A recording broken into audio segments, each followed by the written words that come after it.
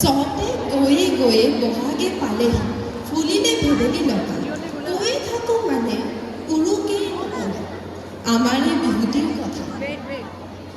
নমস্কাৰ। আমি সকলোৱে জানো যে বিহু অসম আৰু অসমীয়া জাতীয় উৎসৱ। এই বাপতি শৈশৱ বিহু অসমীয়াৰ জনজীৱনৰ দাপোন স্বৰূপ। বিহু অসমীয়াৰ শিৰাই শিৰাই প্ৰবাহিত হৈ আছে। অসমীয়াৰ বাপতি সাহোন বিহুক তিনিটা নামেৰে বা তিনিটা ভাগত ভাগ কৰা হৈছে: বহাগ বিহু, মাঘ বিহু আৰু কাতি বিহু।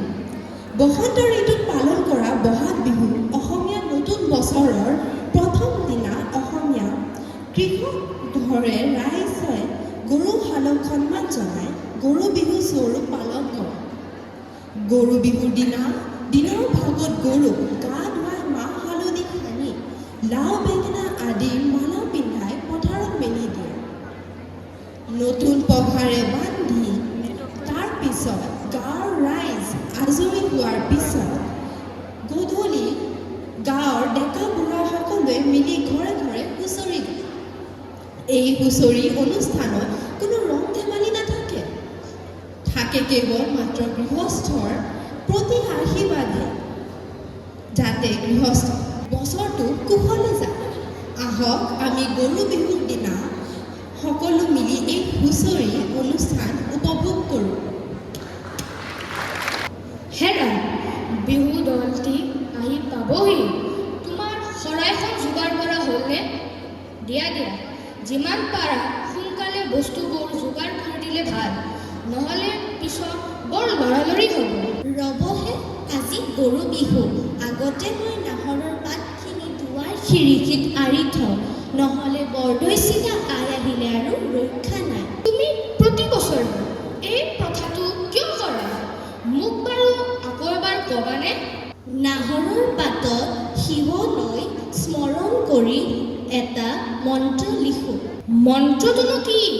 পাহৰিলোৱে, ক'বাচোন।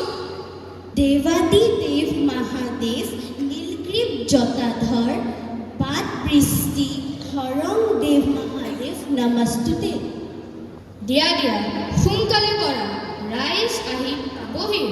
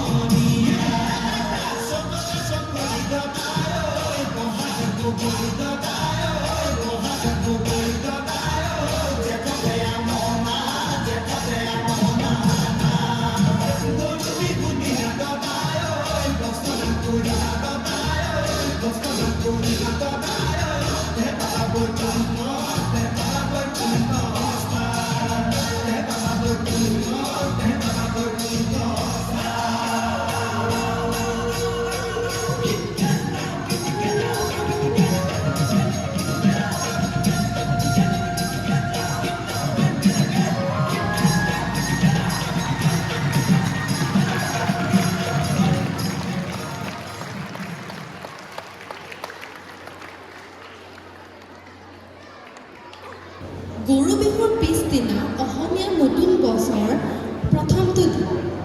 এই দিনটোক অসমীয়া ৰাইজে মানুহ বিহু হিচাপে পালন কৰে। মানুহ বিহুৰ দিনা পুৱাতে সকলোৱে গা ধুই নতুন কাপোৰ পিন্ধি কনিষ্ঠজনে জ্যেষ্ঠজনৰ আশীৰ্বাদ লৈ দিনটো আৰম্ভ কৰে। মানুহ বিহুৰ দিনাই আহোম স্বৰ্গদেউসকলে ঐতিহাসিক ৰংঘৰৰ বাকৰিত বিহু পালন কৰা তাহানিৰ দিনৰ পৰা আজি পৰ্যন্ত চলি আহিছে। আহক আমি সকলো মিলি ৰংঘৰৰ বাকৰিত কেনেদৰে বহাগ বিহু পালন কৰা হৈছিল তাক উপভোগ কৰোঁ।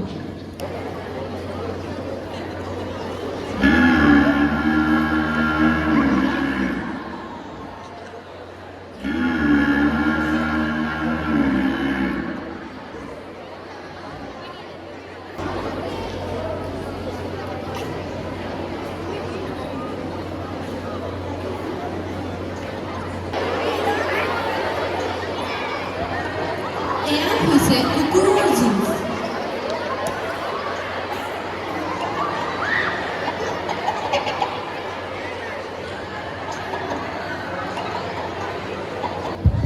এই ৰংঘৰৰ বাকৰি সকলো মিলি বিহু নৃত্যৰ নাচ কৰে। আহক আমি তাইৰ প্ৰদৰ্শন কৰোঁ।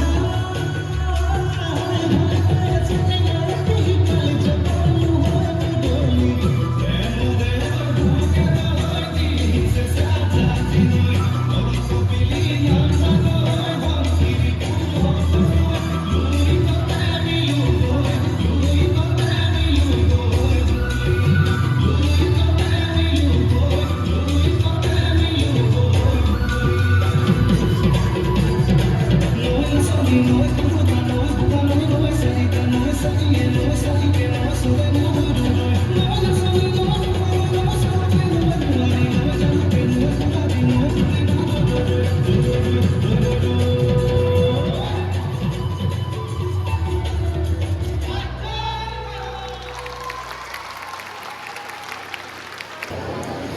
ৰংঘৰৰ বাকৰিত আহোম স্বৰ্গদেউসকলে আৰম্ভ কৰা বহাগ বিহু উদযাপন কৰাৰ পৰম্পৰাই বৰ্তমান আমি উপভোগ কৰা মঞ্চ বিহুৰ সূচনা কৰিছে। মঞ্চ বিহুত সমাজৰ সন্মানীয় জ্যেষ্ঠজনক বিহুৱান যচাৰ এক পৰম্পৰাও আছে। এইখিনিতে মই আমাৰ বিদ্যালয়ৰ সন্মানীয় অধ্যক্ষ মহোদয়া আৰু প্ৰধান শিক্ষয়িত্ৰী মহোদয়াক মঞ্চত আহিবলৈ অনুৰোধ কৰিছোঁ।